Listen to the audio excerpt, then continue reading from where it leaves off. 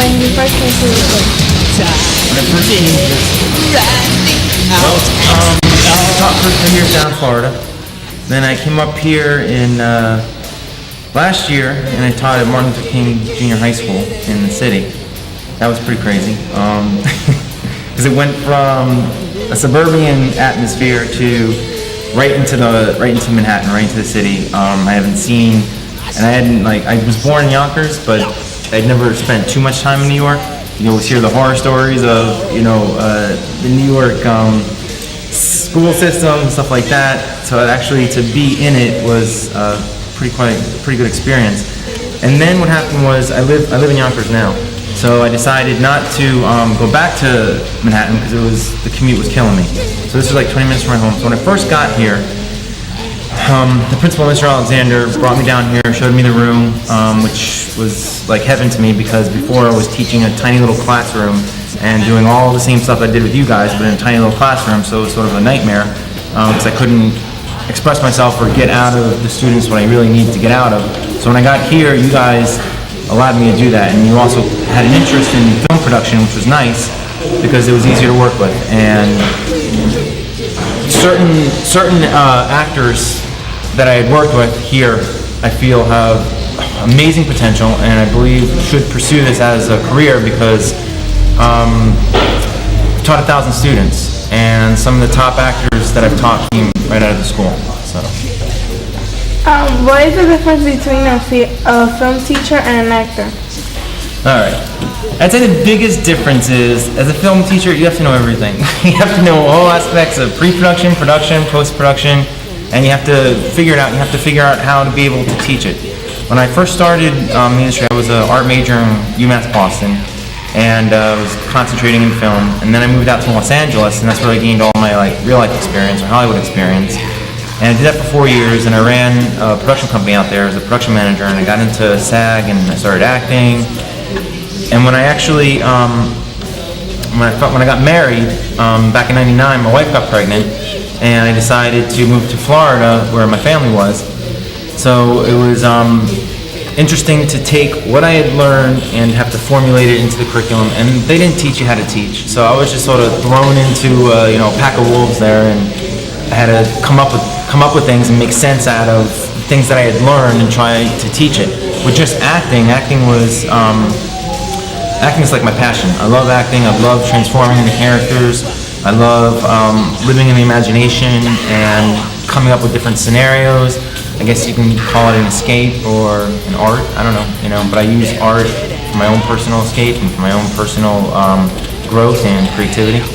So I'll say the biggest thing between just acting and teaching it is you got to know a lot more teaching it. You have to master it because if you're trying to teach something, and trust me, you guys are pretty smart, so if there's something that I was teaching that was wrong, I was either called on it or, you guys are, you've been around, so you've seen television, you've seen film, and you know pretty much what's going on. And basically my job was just to sort of say, okay, the things that you saw that's a close-up, I just sort of put the vocab to it, and then help open you guys up to pull out your creativity, Okay, we know that you're married.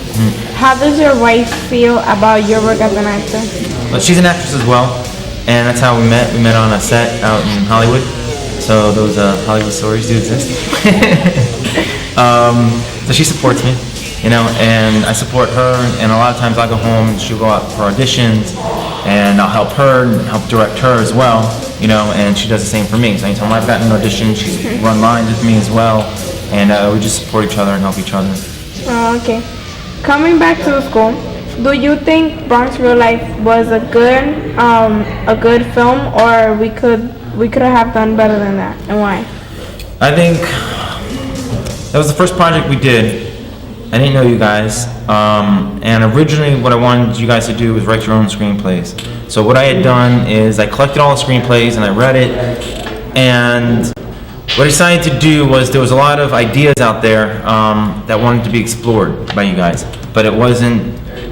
I had a time slot of a month because I got hooked up with Channel 68, and the producers wanted a half-hour TV show in a month's time. So if I had to shoot all those little screenplays, it probably never got done. So what I did is I went home, took all those ideas, and sort of channeled them into Bronx Real Life. And that's how I created different. You guys actually created the characters. All I did was sort of write the storylines and go off of your scripts. I feel Bronx Real Life turned out really good for what it was. I think the ideas got across. I think you guys expressed yourselves. As far as you guys acting and taking my direction, I don't think there was one person that didn't do what I asked to their fullest potential. So I can't ask more than that at this stage in the game. And I think there's different levels to the different actors that are here. So obviously some actors got into it a little bit more than other actors. But what I did is you guys all sort of competed against each other. So even though you were acting that day in class, I would take the footage home and analyze it, and whoever actually portrayed that best character or that best moment I would use. So I feel like I took all the best moments for Bronx Real Life. So whoever made that cut, I feel gave a very strong performance. And because of that, I feel that the show came out very good. And I was very pleased with how it turned out. I'd never really done a whole TV show before, just on one little set like that. In Florida, I was going around shooting on locations, and a lot of times we create different sets, but this one we only did it in one set. It was one room, one concept, so the focus was solely on the actors, which I feel was good because it got you guys to come out of yourselves. And I've seen growth in a lot of students just in these last 6 months, which that's a blessing. You can't ask for more than something like that.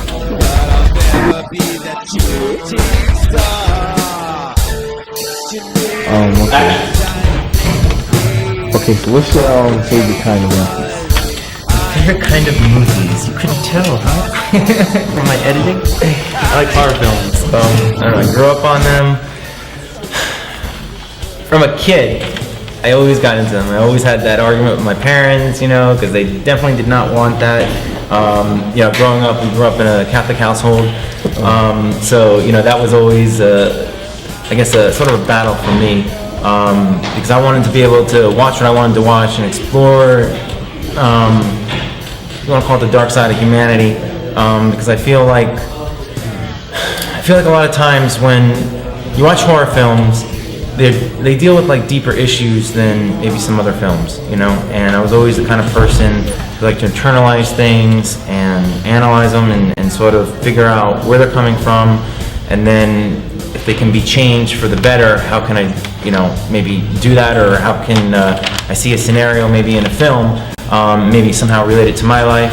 I've been pursuing the arts my whole life. I remember the first time I ever drew something. I was in 4th grade, and it was this picture of, it was like around 4 in the morning, I'll never forget this, and I had this image so strong in my head of, it was like this computer guy, and it was like ripping out of sort of like myself, and it was like, as he was ripping out, the body was also sort of transforming into the sort of creature that was sort of ripping out.